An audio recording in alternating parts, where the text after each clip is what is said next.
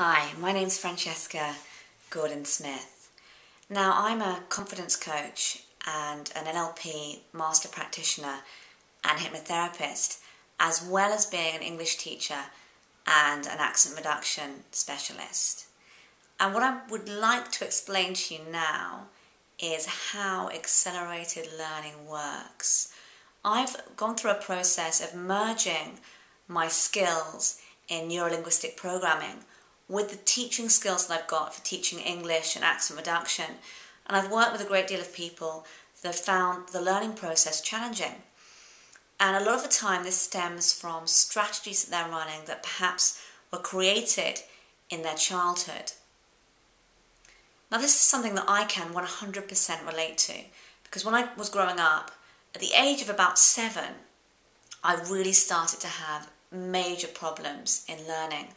And I remember at this age, I have a twin sister in fact, and I remember that my sister was pretty much the top of our class and I was pretty much the bottom. I remember going down 2 whole classes to collect my reading books, which at the time was absolutely soul destroying.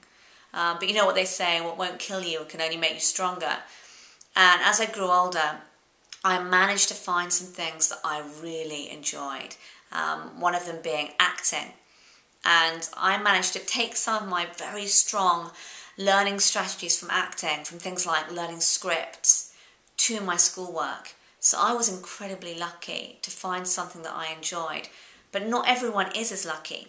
So some of you out there who may feel that you're just not academically very strong, it's much more likely that you've just been running strategies that are just not effective. Let's go through a process and see what's been going on with you, because a lot of this is really about being self-aware, about understanding your strategies and then starting to change them. So I'd like you, in your mind, to go back to a time when you were learning something and you were finding it incredibly difficult. Now this could be last week, could be last month, or it could be several years ago. It really doesn't matter. What does matter is that you can get yourself back into that state, because we actually have to take you to that state before we can come out the other side. I know it's not terribly pleasant to go back to that time, but it's going to be brief, I promise you. Okay, so when you thought of a time, I'd like you to go back to that time now. So maybe you're 7 or 8 years old, maybe you're a teenager. I'd like you to take on that physiology that you had while you were learning. Now this is incredibly important because our physiology and our emotions are inextricably linked. So just take on that physiology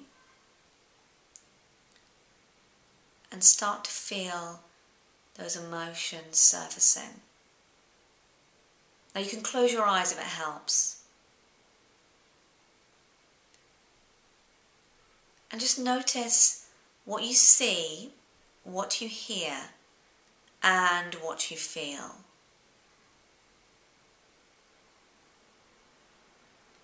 And notice any sounds, words, images, feelings that surface within you. And just let them surface for a moment. Let everything just play out for now. And I'd like you to take any of those thoughts, any internal dialogue, any images, any feelings, and if they're negative, if they're not serving you, just imagine them being enveloped inside a balloon and just literally let go.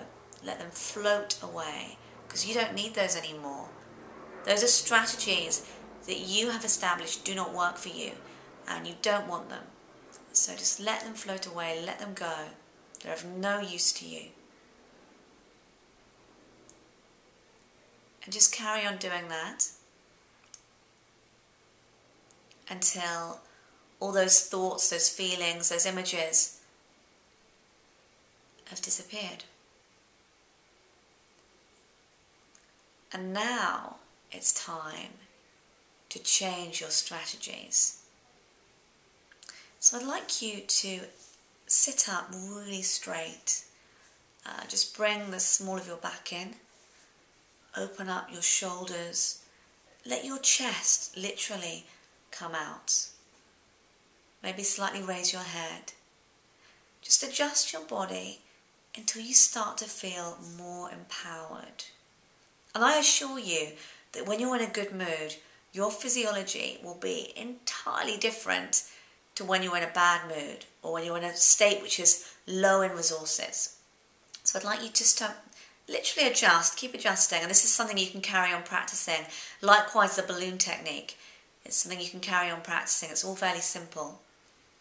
Just notice how you feel as you do this. So with just these two techniques alone, you're already closer to being more high in resources. Now the next step, the third step I'm going to share with you now, is all about how you speak to yourself. Now I used to do a lot of network. In fact, I still do it from time to time, but I used to do a lot more.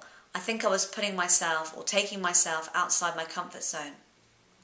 And I always found that if I was, say, in a circle and I had to introduce myself, I found myself sitting there thinking, my God, I'm a public speaking trainer, I am a teacher, I need to impress, what am I going to say, what am I going to say?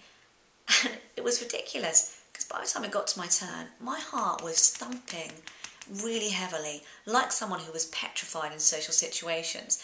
This is not the case at all. And I ran this strategy for what seemed like years. And actually it was only a couple of years ago, fairly recently in fact, that I started to realise the importance of a healthy internal dialogue. And I find nowadays that when it comes to those kind of events, I relax. I turn off my mind. I think nothing.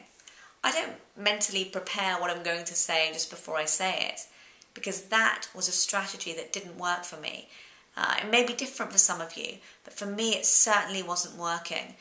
And as Einstein famously said, the definition of insanity is doing the same thing over and over again and expecting different results. So it's time to change your strategies, time to change your body language, time just to let go of some of those things that aren't working for you.